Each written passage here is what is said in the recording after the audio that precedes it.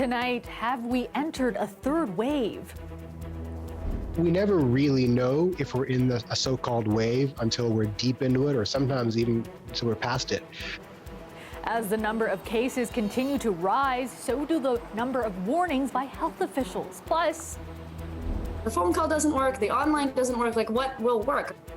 A chaotic first day as Ontario launches its vaccine booking system, with many clamoring to snag a spot for a shot. And crews are expected to stay overnight out on Lake Simcoe after a small plane crashed onto ice this afternoon. Good evening, I'm Kelda Yoon. The Ontario Hospital Association says the province is now in its third wave of COVID-19, warning of the need for everyone to closely follow public health measures to keep hospitals from becoming overwhelmed. But as our Jessica Ng reports, not all health experts agree we've entered a third wave, with some saying it's still too early to tell. The Ontario Hospitals Association tweeting this today. We're now in Wave 3, referring to data from the province's Science Advisory Table, which shows ICU numbers trending upwards and a steep rise in cases of variants of concern. Ontario's Chief Medical Officer of Health agrees. We are into that base of a third wave. He says modelers are assessing the situation. What does that mean? How big it is? That's to be determined. And we can collectively seek to put input on that, if we are careful, if we maintain public health measures.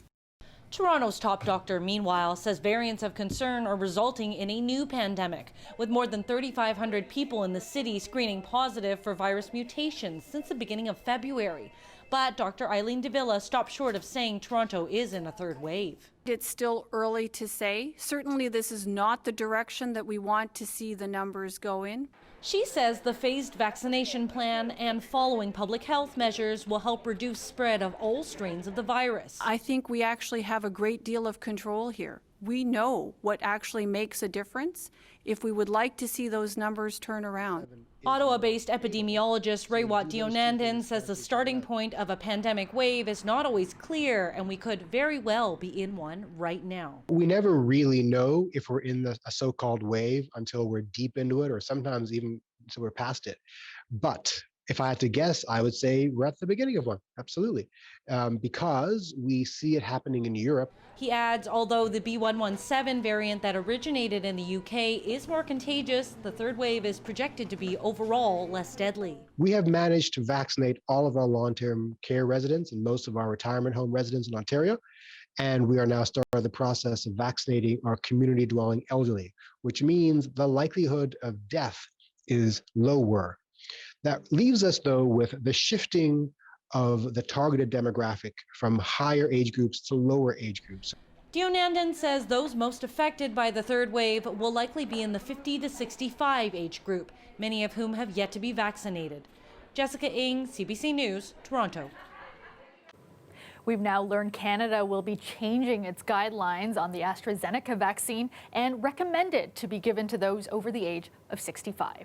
According to sources and documents obtained by CBC News, the new guidance is expected to be made official tomorrow. The documents show the decision is based on emerging real-world data from other countries that show the vaccine's ability to prevent severe COVID-19 in older adults. Until now, AstraZeneca has only been recommended in Canada for people between the ages of 60 and 64. Today, Prime Minister Justin Trudeau was asked what he would say to Canadians who are hesitant about getting the AstraZeneca dose. Health Canada and our experts and scientists have spent an awful lot of time making sure that every vaccine approved in Canada is both safe and effective. Therefore, the best vaccine for you to take is the very first one that is offered to you. That is how we get through this as quickly as possible and as safely as possible. Germany, Italy, Spain, and France have stopped administering the AstraZeneca vaccine after reports of blood clots. The World Health Organization, though, has said there is no evidence that incidents involving blood clots are caused by the vaccine. Well, it was a bumpy first day for Ontario's vaccine booking system. As expected, many flooded phone lines and the online portal hoping to snag a spot for a shot. Thousands of those aged 80 and up did manage to book their appointments, but there are also plenty of others stuck in limbo, facing error messages and left wondering when it'll be their turn. Our Lauren Pelly has more. 2 laptops, 2 extra monitors, multiple web browsers. On this screen I just opened up, and another 3,000 people got in front of me. This is how Markham volunteer Ray Lai is trying to book coveted COVID-19 vaccination appointments for local seniors. I booked my first senior very quickly, quite seamlessly, but then every other senior after that, there was a plethora of error messages, health cards not validating. So several hours later, he only snagged 2 slots. It tells me that the planning wasn't really there. So far, tens of thousands of appointments have been booked for seniors aged 80 and up, all using the portal and phone line officially launched at 8 a.m. today. Mark Nunakoven's dad was one of them. That was a huge sense of relief to know that that's started and he's on his way to getting his vaccinations. But Adelia Drack wasn't so lucky getting a slot for her grandparents. After an hour, I tried to submit all the information, and it took me to a page that said this form has been tampered with. Multiple people from across Ontario told CBC Toronto they encountered that same error message. Hi, how you doing? While Premier Doug Ford didn't seem to know what to do about it. I can tell you as soon as I leave this place, you know who I'm calling. I'm calling our IT guys to find out. I just wish I could give you an exact answer. Despite today's hiccups, more Ontarians are getting vaccinated day by day, including the Stouffville couple just this afternoon. It's a relief to have gotten the shot. Bring a little closer. Okay. And for John and Joan Arnold, it marks the start of going back to a normal life. Oh, there we go. Something so many Ontarians are waiting for. Now, obviously, while there was good news for some people today, for all those folks who were having issues trying to book an appointment, we did get a positive update from the Ministry of Health later this afternoon. They said they are aware that some people were having technical difficulties in getting error messages, but that issue has since been fixed. Lauren Pelly, CBC News, Toronto. The head of Ontario's vaccine task force, retired General Rick Hillier, will be leaving the job at the end of the month. The former Chief of Defence Staff for the Canadian Forces has been in the role since last November, tasked with overseeing the province's vaccine rollout. His contract is set to expire on March 31st. The Premier said today Hillier turned down a request to extend it. Ford did not say whether Hillier will be replaced. Emergency crews are working at the site of a small plane crash on Lake Simcoe. The OPP say the plane, believed to be a 2-seater, crashed into the ice just after 3:30 this afternoon, just south of Lagoon City, around 130 kilometers from Toronto. Police have not confirmed how many people were on board or the extent of their injuries. They say the crash happened around a kilometer offshore. Ramera Fire used an airboat to transport the emergency personnel out there. It is a safety concern. Fire services are trained for ice rescue, and they are well equipped with all of the safety equipment that they need. Other services, including the OPP, general duty officers, don't have all of that training and equipment, and we require their assistance. Transport Canada is taking over the investigation to find out the cause of the crash with the help of the OPP. Officers say they will not be able to salvage the wreckage tonight. They are expected to stay on the ice overnight and into tomorrow.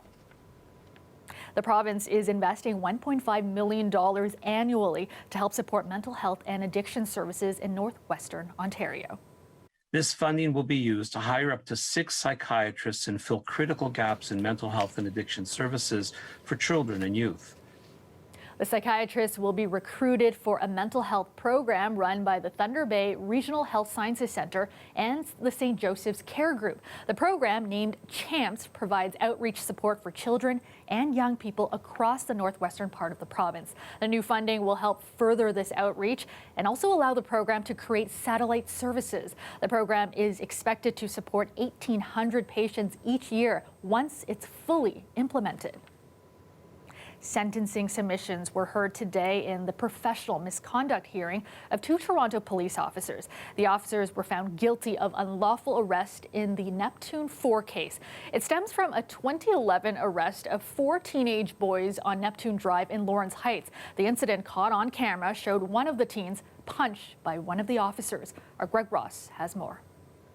While Constables Adam Lourenco and Charnel Pace were both found guilty of unlawful arrest for this incident captured on security camera back in November 2011, only Constable Lourenco was also found guilty of a second count of discreditable conduct. As a result, he's facing a more severe penalty.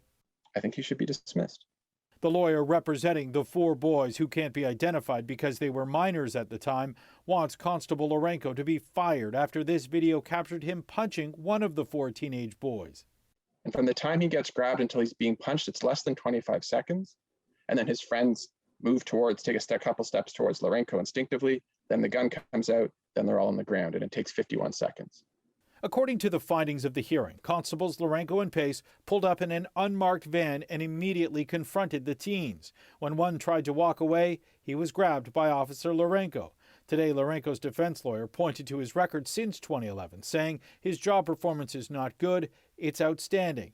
He provided letters of support from colleagues and supervisors. He also raised concerns that his client has been painted as a racist in the media, despite the fact that there was no findings of racial discrimination in the case, saying a defendant should not receive a high penalty just because some editor thought it was sexy enough to sell papers.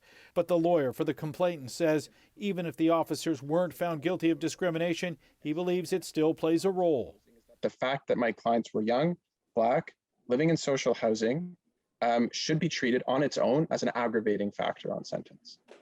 Carolyn also disagrees on the proposed penalty for Lourenco. His lawyer and the officer prosecuting the case have agreed on a 12-day suspension without pay. They're also suggesting a 3-day suspension for Pace.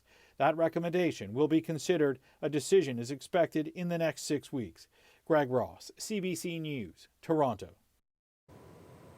And a heads up for TTC riders. It will be closed between St. George and St. Andrew stations for 10 days. A spokesperson for the TTC says with ridership lower than normal due to the pandemic, this is a good time to make repairs. We are focusing on asbestos removal in that area, really trying to do this now so that we can continue to provide a reliable service to our customers. Shuttle buses are running in replacement of the subway. The TTC is encouraging riders to use the young side of Line 1. Museum, Queen's Park, Osgoode and St. Patrick stations will reopen on March 26. A chilly day today, but things are only getting warmer as we head toward the end of the week. Your full forecast after the break.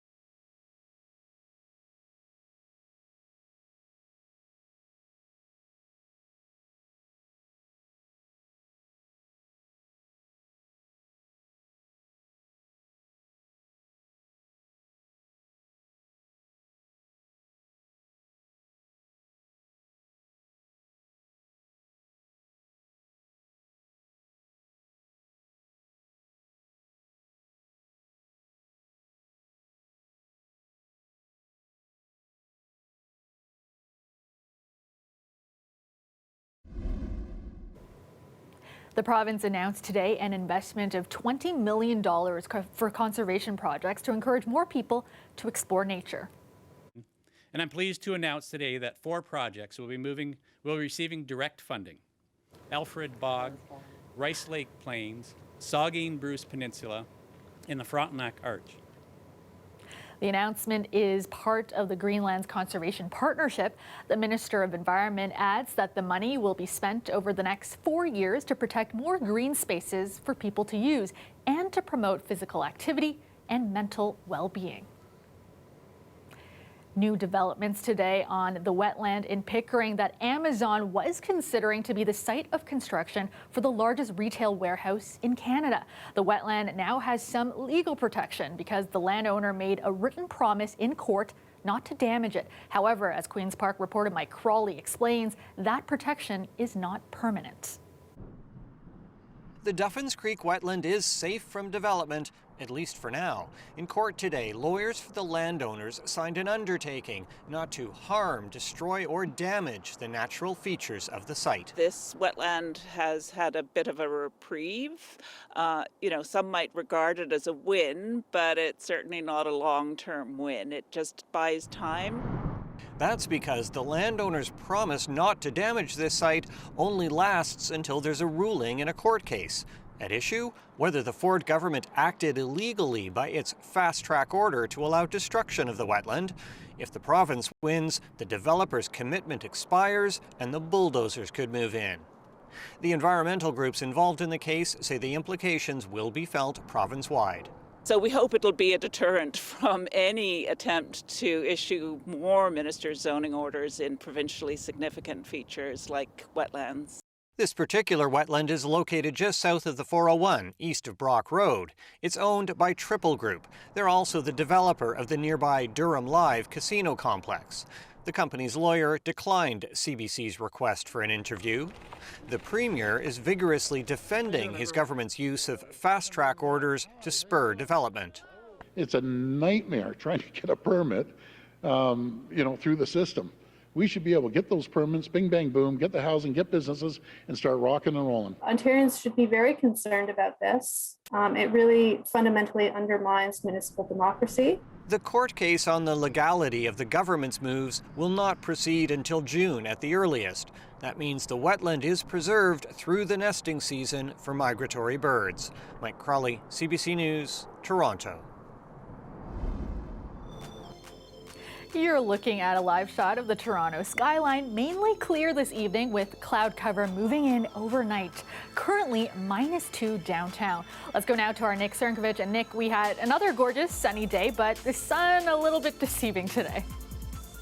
Hi, Kelda. Well, a little cool today. Temperatures only hitting -1, but things are getting warmer as we head toward the end of the week. And in fact, that is our first weather headline for tonight. A few flurries, though, as we head through tomorrow, or mixed with some light rain showers, if that at all, and then sunshine as we head toward the end of the week. -1 is what we hit today. Wind chills, though, still making it feel like about -7 through the afternoon. Increase in cloud cover tonight, though. We're watching this system, and this actually is our push of warmer air. Down in southwestern Ontario, some mixed precipitation for tonight. This takes us to tomorrow morning. Cloud cover across the Golden Horseshoe as we head through the later morning hours. You notice it kind of fizzles out. But that being said, we may see some wet flurries in there, maybe mixed with some light rain showers, but it's only about a 30% chance. I think most of this is going to dry up by the time it gets to the GTA. Southwestern Ontario also dries up for tomorrow, and just looking at cloud cover. Cloud cover slowly begins to clear out by the time we hit Wednesday morning, begins in southwestern Ontario. By the afternoon, we start to see the sunshine toward the Golden Horseshoe as well.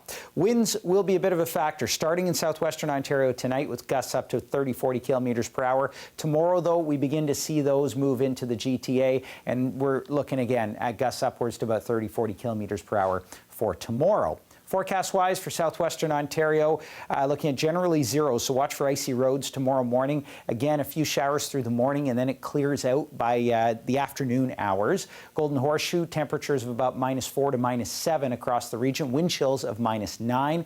And then tomorrow, highs about 3 degrees. Slight chance we're going to see a few wet flurries or a little bit of rain shower activity. Breezy tomorrow, gets warmer as promised as we head toward the end of the week. Kelda. Thanks so much, Nick. The weather is brought to you by Trane, the most reliable heating and cooling brand. We test, so it runs. It's hard to stop a train. We are always living in fears. 10 years after the conflict in Syria began, we hear from refugees who escaped the war and now call Toronto their home.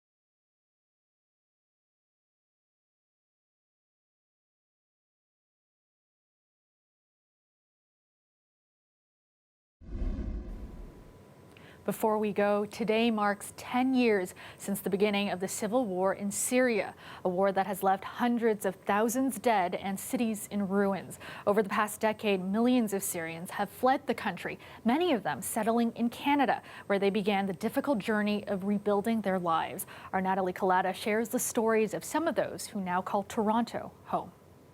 It's the kind of life Rana and Khalid Akil hoped their children would have in Canada.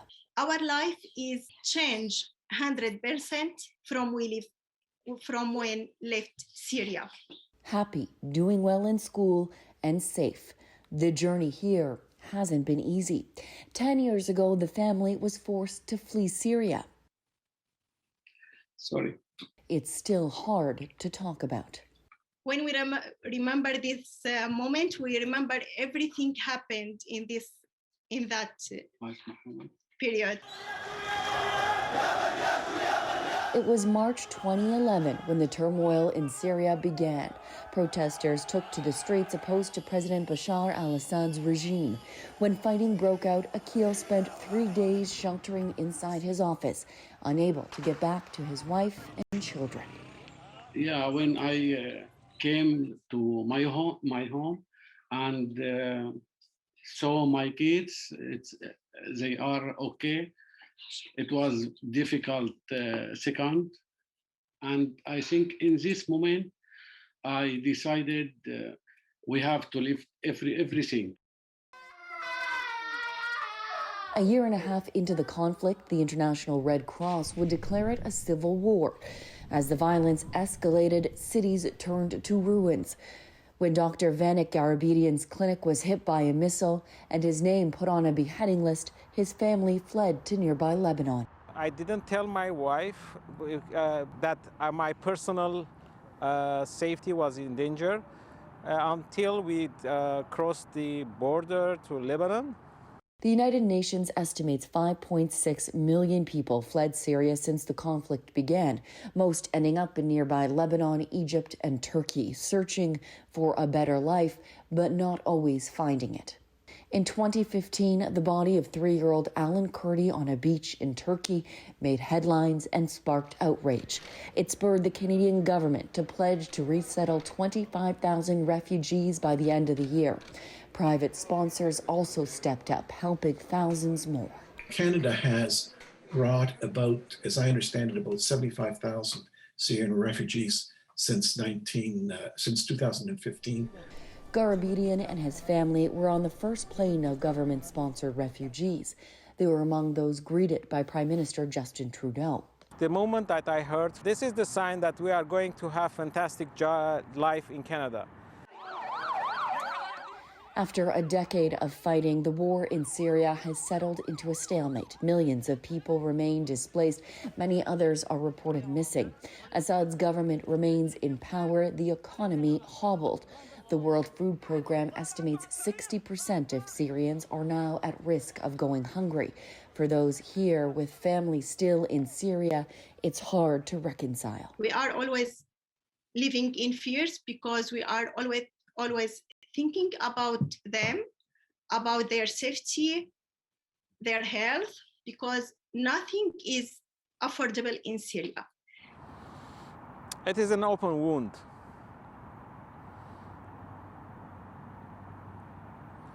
Someday, I hope that we will gather with each other again. Natalie Colades, CBC News, Toronto. And that is our show for you tonight. Thank you so much for watching. Dwight Drummond will have your next local newscast tomorrow at 6. I will see you back here tomorrow night at 11. Have a great night, everyone.